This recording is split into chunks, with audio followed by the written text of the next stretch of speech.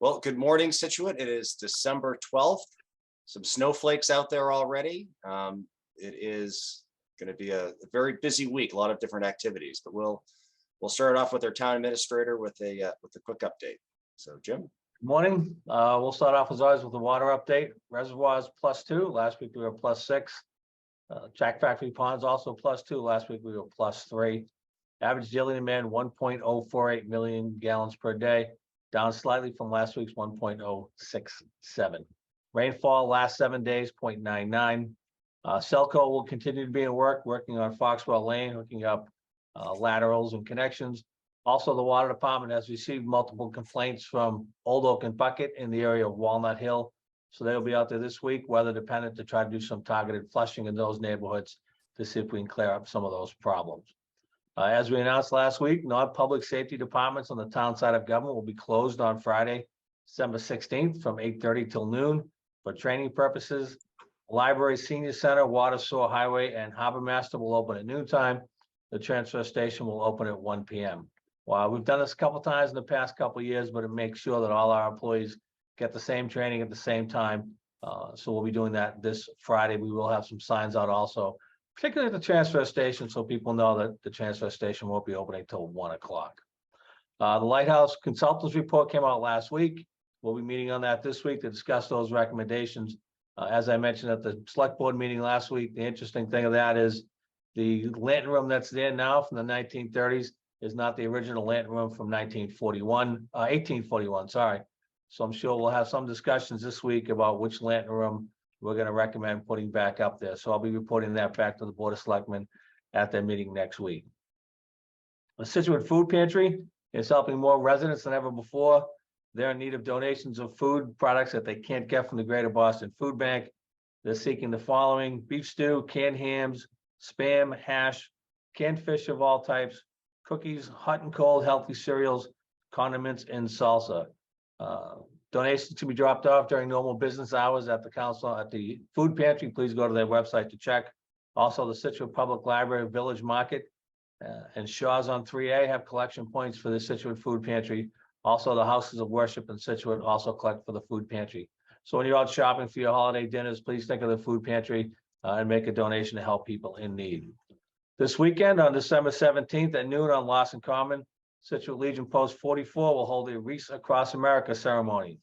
After the ceremony, the post and Scituate residents will place over 400 wreaths on graves at the Cudworth Veterans Cemetery called Winter Wreaths for Heroes. The wreaths are purchased by Post 44, so anybody who would like to help out can make a donation by sending it to the post.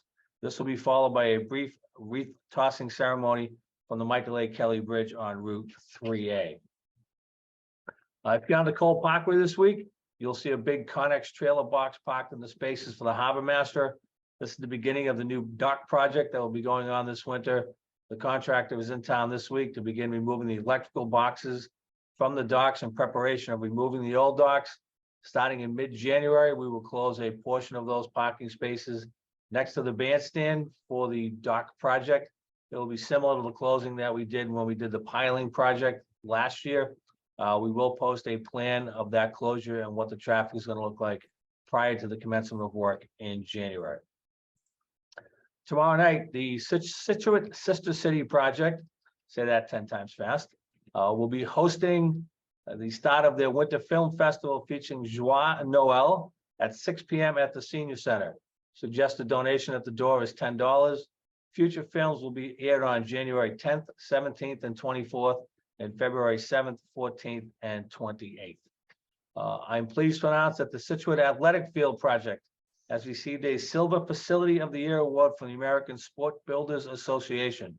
This means that we took second place for all submitted multi-field facilities in the nation. So thanks to and congratulations to Mark Novak and his team at Activitas for their design and oversight, and Argus Construction for their work on that project. It continues to be one of the most popular places and busiest places in town. So congratulations to them, and we will work to make sure that we keep it in the condition that it is right now. Finally, you'll see the DPW out this week. They're installing some snow fencing on Old Oak and Bucket and on the Driftway to try and control some drifting snow and ice problems that we have in those vicinities. If you see them out there, wave, say hi. If you have some thoughts on where that might work in other parts of town, please give them a call. They'll come on, take a look. These are two areas where we know we have significant issues with drifting snow, but then ice is over. So we're going to try that this year and see if it works better. We are also still looking for plow drivers. So if you're interested and you have a plow, please call the DPW. And that's what I have for this week. Great, thank you. And actually, before I send it over to Bill, I just wanted to go through, again, there's a lot of different meetings this week. So folks at home, to get all the Zoom links and other information, again, go to situatema.gov and also sign up for the email list if you can, if you want a more detailed updates. But just to let folks know, tonight, the 12th, 6:30, CPC is meeting. And tomorrow, the 13th, there's a lot of action. Board of Assessors, the Cole Parkway Redevelopment Committee. They're going to be meeting at the old Pier 44 at 6 o'clock. Economic Development is meeting at 6 o'clock. Shellfish Advisory at 7. Public Building Commission also meeting at 7. And then the Water Resources Committee is meeting at 7:30 at night. On the 14th, Wednesday, 6 o'clock, Beach Commission. And at 7 o'clock, the Commission on Disability is meeting. And finally, Thursday, there is the Advisory Committee meeting at 7 o'clock. Again, go to the website, get those emails. It'll make getting those links a lot easier as well. With that, Bill. Thank you, Mr. Goodrich, and happy Monday, everybody. It sounds like there's a lot going on in town with the meetings and with local shopping. So I'll add to that for your preparation. Next Monday is the next school committee meeting. So I'll reiterate that next Monday, but for your planning purposes, next school committee meeting is next Monday, the 19th at 6 p.m. Some good news for the Scituate Public Schools. We received 2 grants. That both support student learning. The first one was awarded by the Cape Cod 5 Educational Grant Opportunities for $492. I want to thank the Cape Cod 5 for that opportunity. This will fund phonetic awareness, which will support our elementary students with their reading. So that's appreciated. And also, Scituate has been awarded a supporting students social emotional, which falls under the auspice of social emotional learning and mental health grants in the amount of $37,800. And this will help us to build capacity for our district to establish evidence-based social emotional supports for our students, much needed at this time, as we all know. So we want to give a shout out to Donna Moffett, Greg Ranieri, and Timmy Rundle, and all our social emotional district teams, as well as Megan Gregory for their work in going for those grants and attaining them for our district. So great job there. We'll put them to good use for our students. Last Thursday, our Scituate schools held our inaugural Unity basketball game. It was an incredibly fun time for all. We had all ages there, from 8 to 80, staff, officers from the Scituate Police, firefighters, and a few surprise young scholars from the stands, as well as kids from our own Scituate High School teams and middle school teams join us. And school committee's very own Janice Lindblom played. So thank you to all of those folks that are coming together and doing that. The athletic department played a huge role in that, with supplying referees, a scoring table, announcing the national anthem. Real fun time and a real great time. A lot of smiling faces and a lot of great, or should I say, pretty good basketball skills out there. And no one was injured. So thank you all for that. Finally, just a couple of notes.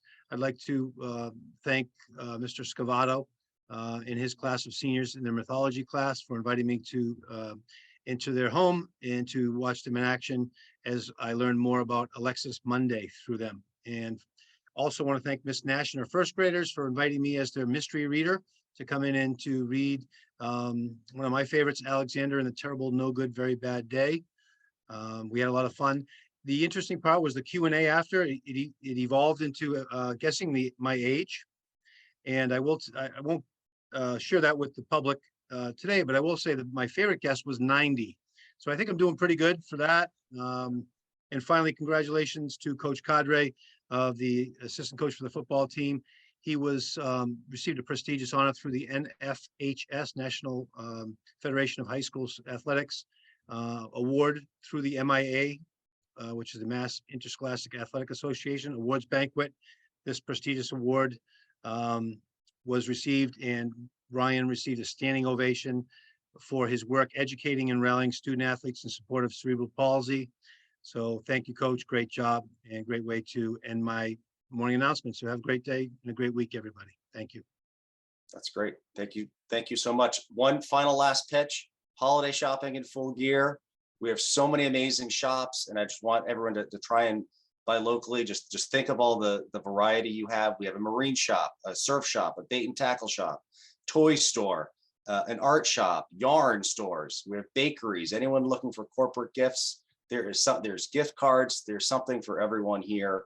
So if you can do some or all of your holiday shopping here in town, it'll help your neighbor, it'll help our town, it would be fabulous. So please take a look around, and I know you can find something. So with that, have a great week.